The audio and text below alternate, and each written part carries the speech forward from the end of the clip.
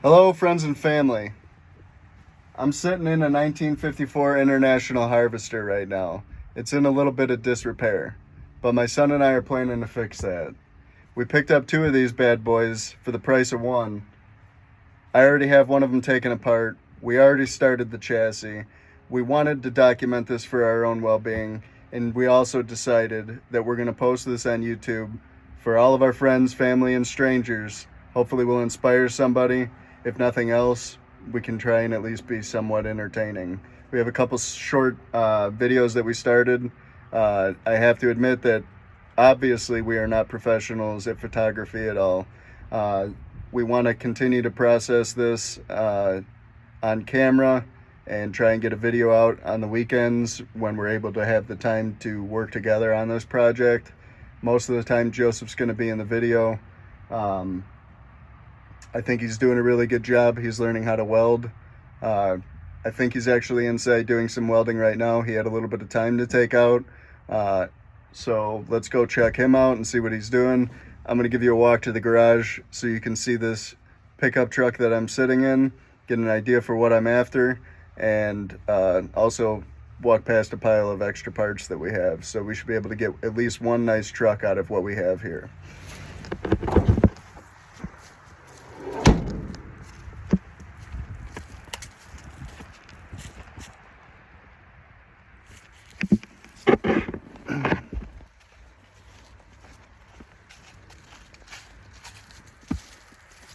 It's not too bad. Definitely seen worse. Not a lot of rust. We found these garages, we found these trucks in my dad's old buddy's garage. He needed to have it cleared out, needed a little extra money to get by. So we were able to get it from him and have the opportunity to do this pretty sweet project. Got a couple extra hoods. We've got extra doors. Radiators are worthless. Any of the suspension components are worthless. I know there's a lot of haters out there and old timers that probably say that you should have just kept this thing original and be worth more money. But when you see what we got going on, I think you might agree. It's a pretty good deal to do this kind of work. Yep, Joseph's over there on the welding. As we're doing this, we're staggering our welds. You can see we kind of have like a 1, 2, 3 pattern going on. For some reason he decided to do the 1 and the 2 together. The shading was way too. So he wasn't sure, so he kept going, no big deal. The idea of this is to actually prevent twisting and deformation from the heat in the chassis. So we're gonna work our way down from the front of the chassis to the back of the chassis. We're ending a little bit short, just before the wheel well.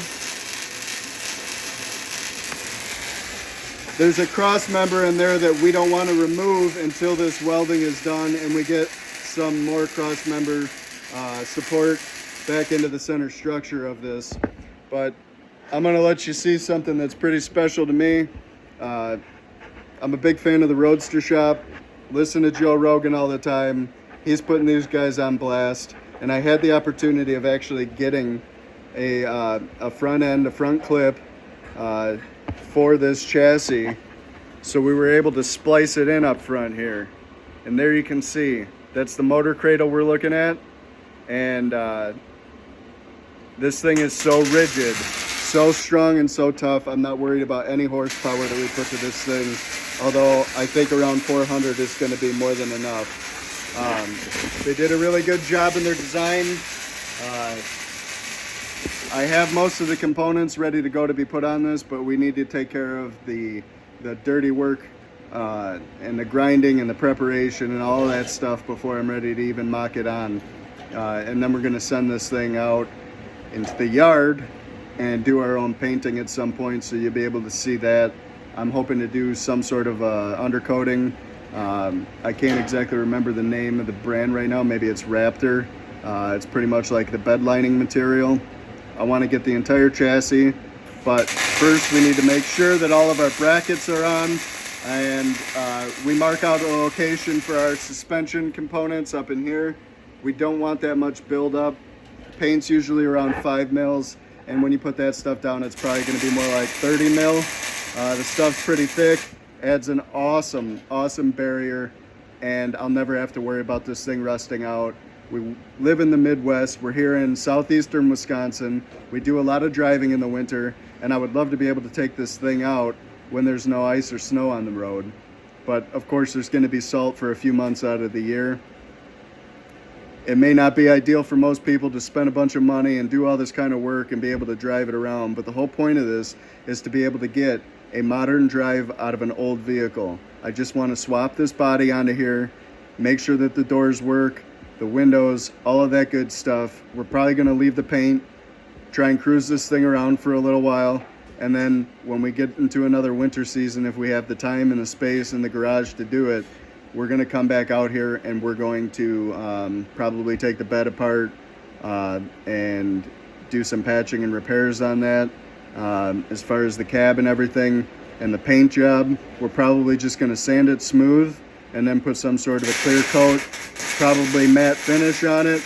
Again, I don't want to have to worry if at some point we're at the grocery store and a shopping cart rolls into this thing.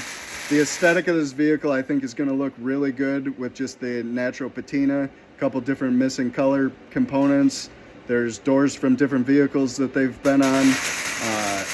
I'm just going to put the best of everything on here, and it's just going to be a farm truck that we're going to potentially use as a good weekend driver and be able to enjoy the speed.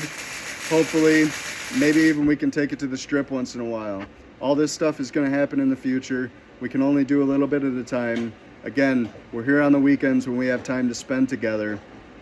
And this is going to be a project that hopefully in a year we can at least have this thing rolling, maybe be able to drop the motor in and get a couple miles out of it. And then I suppose that we're going to have to take it in, dial everything up, probably spend next winter on that. Soon after winter is his 16th birthday. I think it would be really cool after he learns how to drive a little bit, if we can get him behind the wheel of this thing. I think it's going to be pretty sweet. What do you think, Joker? I think that'll be pretty awesome. It sounds like a good plan. I can't wait. You excited? Mm-hmm. You enjoying all the learning? Yeah, this is pretty fun. Do you like welding? Yeah. Is the grinding okay too? I think I like it. All right, the whole idea is to help teach this boy how to be a young man. We got welding, grinding, torching, fabrication, building of all sorts, and turning nuts and bolts. Real man stuff. We'll go over some of the components that I have for the 4Link, and again, this is just, there's too much to talk about in this video. I just wanted to give a solid introduction to what we're doing. Like I said, we've got a few YouTube shorts out there. They're pretty much not the best quality. We're going to keep them up there. And if you do continue to watch us, hopefully we'll progress and get a lot better at filming and talking to you guys. But this is it. We're giving it a try. What do you say? Let's do this.